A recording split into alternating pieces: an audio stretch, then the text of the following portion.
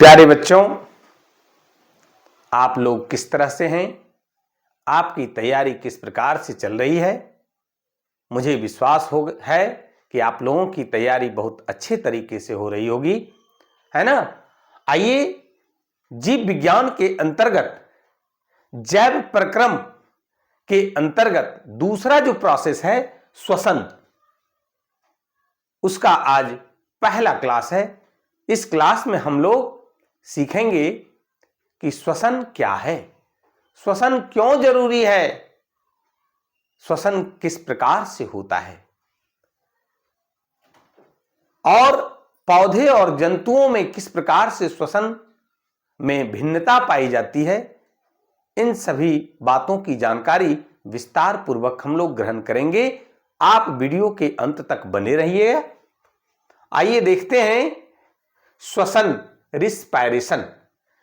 जैव प्रक्रम का जो पहला प्रोसेस है वो है पोषण, न्यूट्रिशन।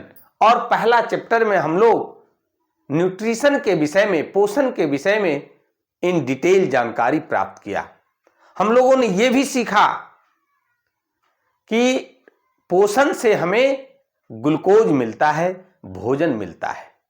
अब है कि वो भोजन के बाद ऊर्जा कैसे मिलती है, शरीर को ऊर्जा कैसे मिलती है। तो जब भोजन का यानी ग्लूकोज का ऑक्सीकरण होता है, ग्लूकोज का क्या होता है बाबू? ऑक्सीकरण होता है, तब हमें ऊर्जा मिलती है। और ये ऑक्सीकरण कैसे होता है? केमिस्ट्री में हम लोग सीख चुके हैं कि ऑक्सीकरण क्या है, ऑक्सीडेशन क्या है, ऑक्सीजन का जुड़ना क्या कहलाता है, ऑक्सीजन का जुड़ना क्या कहलाता है बाबू? ऑक्सीकरण कहलाता है। यहां पर भी ग्लूकोज जो भोजन बनता है उसका ऑक्सीकरण होता है, उसका ऑक्सीडेशन होता है, उसमें ऑक्सीकरण जुड़ता है और तब जाकर के जो हम लोग भोजन ग्रहण करते हैं, ग्लूकोज जो हमारे शरीर में भोजन ग्रहण करने के फलस्वरूप बनता है, उस ग्लूकोज का क्या होता है? ऑक्सीकरण होता है। और ऑक्सीकरण के फलस्वरूप ऊर्जा मुक्त होती है और उस ऊर्जा का इस्तेमाल जैविक क्रियाओं के संपादन में और अन्य जो हम लोग कार्य करने में सक्षम हो पाते हैं, उसी ऊर्जा के द्वारा होते हैं। अब है कि श्वसन, रिस्पायरेशन, है ना, क्या है? उस पर जरा सा हम लोग बात करते हैं बाबू कि ये श्वसन के द्वारा क्या होता है? ग्लूकोज का ऑक्सीकरण होता है और ऊर्जा मुक्त होती है। कैसे होती है? हम लोग जब भोजन ग्रहण करते हैं तो शरीर में क्या बनता है? ग्लूकोज बनता है, C6H12O6। क्या बनता है बाबू? ग्लूकोज बनता है ना? और ये ग्लूकोज ऑक्सीजन के संपर्क में आता है। ये क्या है? ऑक्सीजन। क्या है बाबू? ऑक्सीजन। और ये ऑक्सीजन एंजाइम की उपस्थिति में, किसका उपस्थिति में? एंजाइम की उपस्थिति में क्या होता है? ये टूटता है। किसमें? 6CO2, carbon dioxide, carbon dioxide और 6H2O, जल। और इससे क्या निकलता है? ऊर्जा मुक्त होती है ना? क्या होता है? ये ऊर्जा मुक्त होती है। अब हम लोग जब श्वसन की क्रिया करते हैं तो क्या होता है? ऑक्सीजन ग्रहण करते हैं और कार्बन डाइऑक्साइड छोड़ते हैं, जिसको कि श्वासोच्छ्वास भी कहते हैं। सांस लेने और छोड़ने की क्रिया, उस पर बाद में हम लोग बात करते हैं। पहले हम लोग श्वसन पर बात कर रहे हैं कि श्वसन क्रिया में ऑक्सीजन क्या करता है? ग्लूकोज के साथ जुड़ता है एंजाइम की उपस्थिति में और ये क्या बन जाता है? कार्बन डाइऑक्साइड, जल और इससे क्या होता है, ऊर्जा मुक्त होती है। क्या होता है बाबू, ऊर्जा मुक्त होती है। अब आइए जो हमने परिभाषा लिखा श्वसन का, उस पर आते हैं। यही बात यहां हमने लिखा भी है कि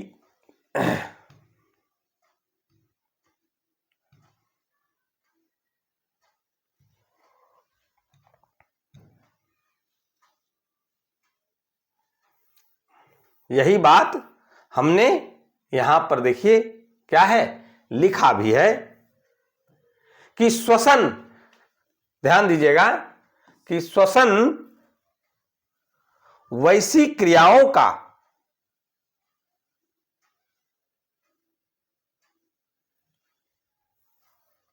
श्वसन वैसी क्रियाओं के सम्मिलित रूप को कहते हैं जिसमें क्या होता है, बाहरी वातावरण से ऑक्सीजन ग्रहण करके शरीर की कोशिकाओं में पहुंचाया जाता है। कहां पहुंचाया जाता है, शरीर की कोशिकाओं में, सेल में। कोशिका क्या है, तो जीव शरीर की संरचनात्मक, वंशानुगत एवं क्रियात्मक इकाई है। जिस प्रकार से एक मकान का निर्माण कैसे होता है, एक एक ईंट के जोड़ने से होता है, ठीक उसी प्रकार से बाबू ये शरीर का निर्माण एक एक कोशिका के जुड़ने से होता है। तो आइए क्या होता है कि बाहरी वातावरण से ऑक्सीजन ग्रहण करके शरीर की कोशिकाओं में, एक एक कोशिकाओं तक पहुंचाया जाता है, जहां क्या होता है, इसका उपयोग कोशिकीय ईंधन के रूप में, कोशिकीय ईंधन क्या है, ग्लूकोज है। ग्लूकोज का ऑक्सीकरण कई चरणों में विशिष्ट एंजाइमों की उपस्थिति में करके जैव ऊर्जा एटीपी का उत्पादन किया जाता है। अभी हम लोगों ने देखा कि किस प्रकार से ग्लूकोज ऑक्सीजन से मिल करके और कार्बन डाइऑक्साइड, जल बनाता है और उसके साथ साथ ऊर्जा मुक्त होती है। ये ऊर्जा एटीपी के रूप में बनता है, उत्पादन किया जाता है। एटीपी क्या है, एडिनोसिन ट्राइफॉस्फेट, है ना बाबू, फॉस्फेट। ये एडिनोसिन ट्राइफॉस्फेट के रूप में, एटीपी के रूप में ऊर्जा का उत्पादन होता है, जैव ऊर्जा का। तथा इस क्रिया में क्या होता है, क्रिया से उत्पन्न CO2 को फिर कोशिकाओं से शरीर के बाहर निकाल दिया जाता है। यही हम लोग अभी देखे थे, C6H12O6 plus 6O2 oxygen. Enzyme की उपस्थिति में क्या होता है बाबू, एंजाइम की उपस्थिति में ऑक्सीकरण ग्लूकोज का होता है और 6CO2 कार्बन डाइऑक्साइड और 6H2O वाटर, जल, और इससे एनर्जी यानी ऊर्जा का निष्कासन होता है ना। फिर से एक बार देख लीजिए कि श्वसन वैसी क्रियाओं के सम्मिलित रूप को कहते हैं जिसमें बाहरी वातावरण से ऑक्सीजन ग्रहण कर शरीर की एक एक कोशिका में पहुंचाया जाता है, जहां इसका उपयोग कोशिकीय ईंधन क्या है, ग्लूकोज। ग्लूकोज का ऑक्सीकरण कई चरणों में विशिष्ट एंजाइमों की उपस्थिति में करके जैव ऊर्जा एटीपी का उत्पादन किया जाता है। और इस क्रिया में जो CO2 उत्पन्न होता है, इससे कोशिकाओं से, शरीर से क्या होता है, बाहर निकाल दिया जाता है। कैसे, तो ब्लड के माध्यम से। जब रक्त में ऑक्सीजन वाहक हीमोग्लोबिन होता है और हीमोग्लोबिन पर जब सवार हो जाता है ऑक्सीजन, तो उसको ऑक्सी हीमोग्लोबिन कहते हैं। श्वसन क्रिया के फलस्वरूप जो CO2 कोशिका में बनता है, वह फिर हीमोग्लोबिन पर सवार होकर के जब आता है, जुड़ता है, तो उसको कार्बोक्सी हीमोग्लोबिन कहते हैं। और वह क्या होता है, फिर नासिका छिद्र से वातावरण में क्या किया जाता है, पहुंचाने का काम किया जाता है। और ये पूरा जो सम्मिलित क्रिया है, इसी सम्मिलित क्रिया को क्या कहते हैं, श्वसन कहते हैं। और आइए आगे श्वसन के विषय में जाने। एक और बात हमने शुरू में कहा था कि आखिर श्वसन की क्रिया क्यों होता है, श्वसन क्या है, उस पर अभी चर्चा किया हमने, और अभी बातें और इस पर होगी। लेकिन श्वसन होता क्यों? श्वसन इसलिए होता है कि जब हम भोजन करते हैं, पोषण होता है, तो भोजन जो बनता है यानी ग्लूकोज, जिसको कि कोशिकीय ईंधन भी कहते हैं, इसको क्या कहते हैं बाबू? कोशिकीय ईंधन कहते हैं। और इस कोशिकीय ईंधन का ऑक्सीकरण होता है, और ऑक्सीकरण होने से शरीर को क्या मिलता है? ऊर्जा मिलती है, शरीर ऊर्जान्वित होता है, और उसका काम ऊर्जा जो है, ऊर्जा से ही हमारा जैविक क्रियाओं का संपादन होता है। हम कोई भी कार्य कर सकने में जो सक्षम होते हैं वो ऊर्जा के कारण ही हो पाते हैं। अब आइए आगे है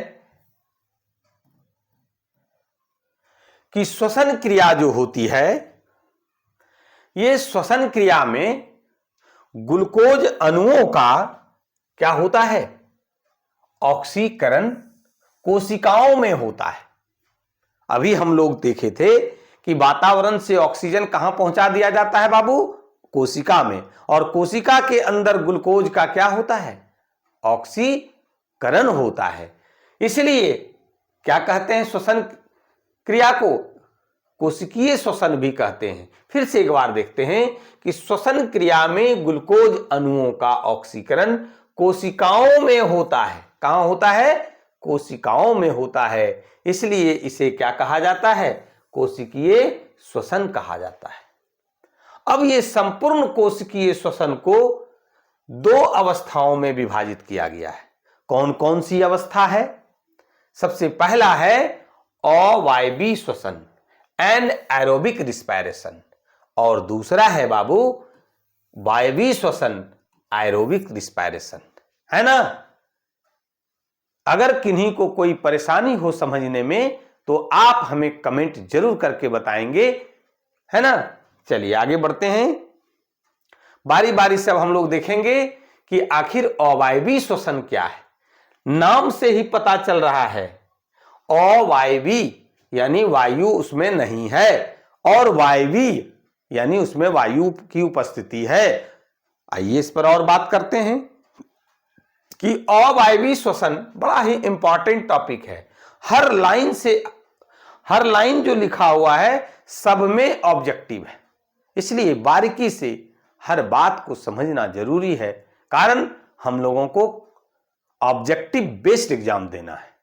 वस्तुनिष्ठ प्रश्न पर आधारित परीक्षा होती है, इसलिए उसको ध्यान में रखते हुए हम लोगों को तैयारी करनी है कि यह श्वसन यानी अवायवीय श्वसन जो है वो श्वसन का पहला चरण है। दो चरण है, एक अवायवीय श्वसन और दूसरा वायवीय श्वसन। तो अवायवीय श्वसन के अंतर्गत क्या होता है बाबू कि ग्लूकोज का आंशिक विखंडन होता है। क्या होता है? ग्लूकोज का आंशिक विखंडन होता है, और यह क्रिया ऑक्सीजन की अनुपस्थिति में होता है। इसलिए इसका नाम ही क्या है? अवायवीय यानी वायु की अनुपस्थिति में, ऑक्सीजन की अनुपस्थिति में यह होता है। इस क्रिया द्वारा एक अणु ग्लूकोज से, देखिए हर जगह बने जो है आपका ऑब्जेक्टिव है कि श्वसन का पहला चरण क्या है? अवायवीय श्वसन। इसके अंतर्गत ग्लूकोज का क्या होता है? तो आंशिक विखंडन होता है, और ये जो क्रिया होती है वो ऑक्सीजन के अनुपस्थिति में होता है। इस क्रिया द्वारा एक अणु ग्लूकोज से दो अणु क्या होता है? पाइरूवेट का निर्माण होता है।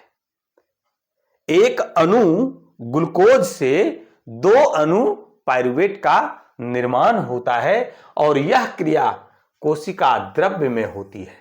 कहां होती है बाबू? कोशिका द्रव्य में होती है, तथा इसका प्रत्येक चरण जो है वो विशिष्ट एंजाइमों के द्वारा उत्प्रेरित होता है, एंजाइम की उपस्थिति में होता है। मुख्य रूप से हम लोग क्या देखे कि अवायवीय श्वसन का पहला चरण है, पहली बात। दूसरी बात कि इसमें ग्लूकोज का आंशिक विखंडन होता है। तीसरी बात कि ये ऑक्सीजन की अनुपस्थिति में होता है। चौथी बात कि एक अणु ग्लूकोज से क्या होता है, टूट करके 2 अणु पाइरुवेट बनता है।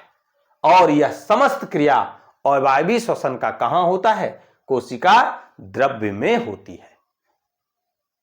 अब आइए कि वायवीय श्वसन, नाम से पता चल रहा है कि ये ऑक्सीजन की उपस्थिति में होगा, है ना। तो श्वसन के प्रथम चरण में पाइरुवेट बना, यहां देखिए लिख दिए थे कि एक अणु ग्लूकोज से 2 अणु पाइरुवेट का निर्माण होता है अवायवीय श्वसन में। तो वही पाइरुवेट यहां पर क्या होता है, पूर्ण ऑक्सीकरण के लिए कहां चला जाता है, माइटोकॉन्ड्रिया में। माइटोकॉन्ड्रिया क्या है, तो कोशिकीय ऊर्जा गृह है, power house of the cell है बाबू। और इसी माइटोकॉन्ड्रिया में ऊर्जा क्या होता है, जमा रहता है। किस रूप में, एटीपी के रूप में, एडिनोसिन ट्राइफॉस्फेट के रूप में। तो क्या बता रहे थे कि पाइरुवेट पूर्ण ऑक्सीकरण के लिए कहां चला जाता है, माइटोकॉन्ड्रिया में चला जाता है। और यहां ऑक्सीजन की क्या होती है, उपस्थिति में पाइरुवेट का विखंडन होता है। पाइरुवेट अणु विखंडित होकर 3 कार्बन डाइऑक्साइड के अणु में क्या होता है, बनता है। हम लोग क्या देखे कि प्रथम चरण में एक अणु ग्लूकोज से 2 अणु पाइरुवेट बनता है।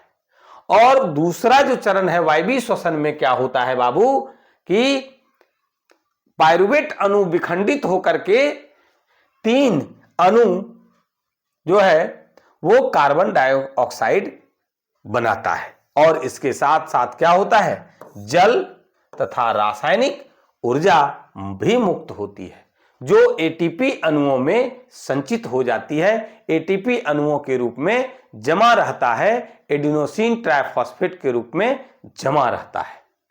इस ऊर्जा से कोशिका के अंदर होने वाली विभिन्न जैविक क्रियाएं संचालित होती है ना।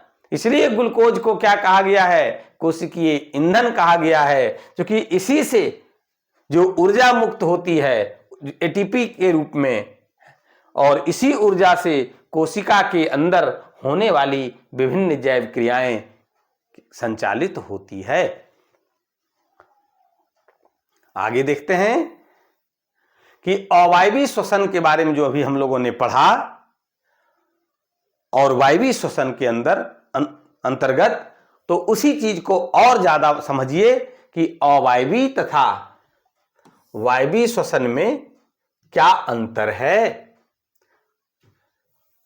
Differentiate between anaerobic respiration and aerobic respiration. अवायवीय श्वसन तथा वायवीय श्वसन में क्या अंतर है, दोनों को अभी हम लोग देखे थे, है ना बाबू। तो वायवीय श्वसन ऑक्सीजन की उपस्थिति में होता है, जबकि अवायवीय श्वसन क्या होता है, ऑक्सीजन की अनुपस्थिति में होता है। नाम से भी पता चल रहा है, बिल्कुल क्लियर है कि वायवीय श्वसन ऑक्सीजन की उपस्थिति में होता है, जबकि अवायवीय श्वसन ऑक्सीजन की अनुपस्थिति में होता है। अगला है कि वायवीय श्वसन का जो प्रथम चरण है, वायवीय श्वसन का जो पहला चरण है वो कोशिका द्रव्य में, तथा द्वितीय चरण कहां होता है, माइटोकॉन्ड्रिया में पूरा होता है। जबकि अवायवीय श्वसन की जो पूरी क्रिया है वह कहां होती है बाबू, कोशिका द्रव्य में होती है। कहां होती है, साइटोप्लाज्म में होती है, कोशिका द्रव्य में होती है। चलिए आगे बढ़ते हैं कि वायवीय श्वसन में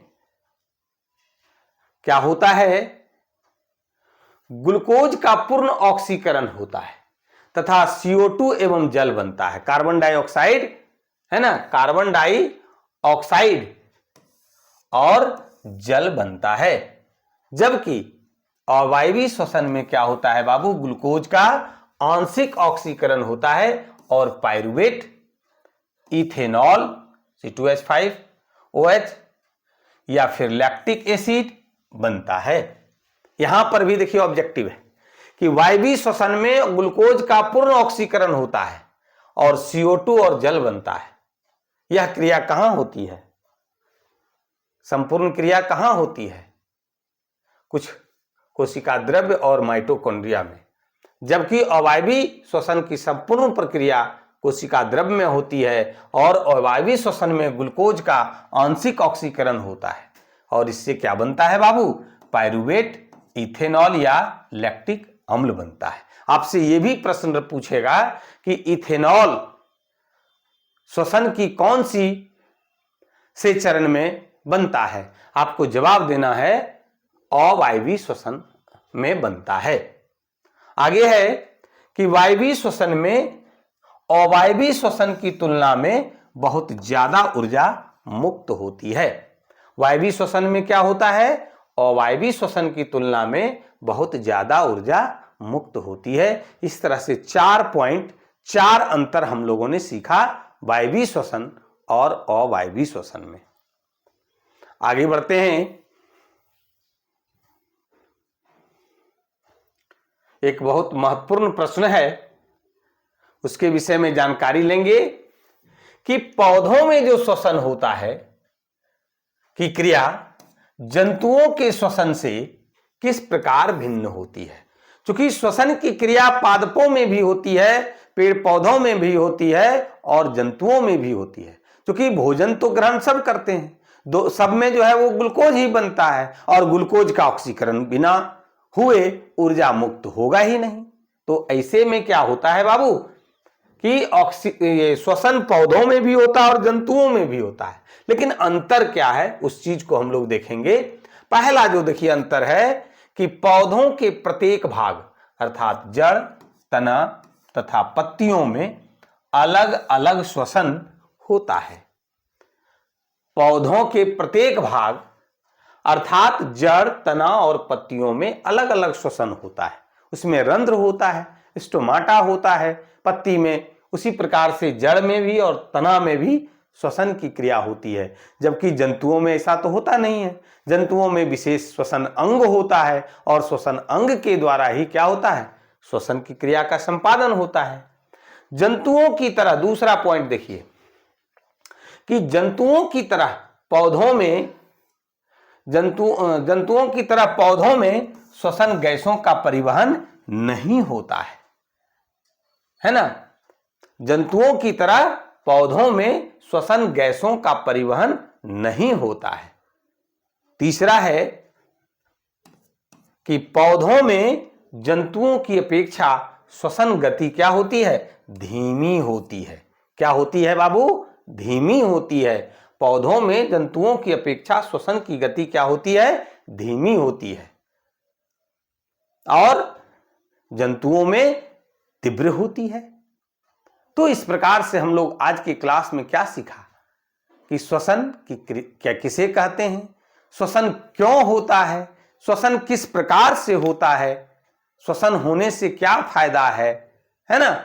और फिर जो है अवायवीय श्वसन और वायवीय श्वसन में अंतर को देखा। पौधों में श्वसन की क्रिया जंतुओं के श्वसन की क्रिया से किस प्रकार से भिन्न है, इन सब सारी चीजों की जानकारी का अध्ययन हम लोगों ने किया। आज का कैसा लगा क्लास ये हमें कमेंट करके जरूर बताएंगे और अगर अच्छा लगा हो तो वीडियो को लाइक और शेयर जरूर करेंगे। जो लोग अभी तक चैनल को सब्सक्राइब नहीं किए हैं चैनल को जरूर सब्सक्राइब करेंगे। आज की क्लास में बस इतना ही। बहुत बहुत धन्यवाद।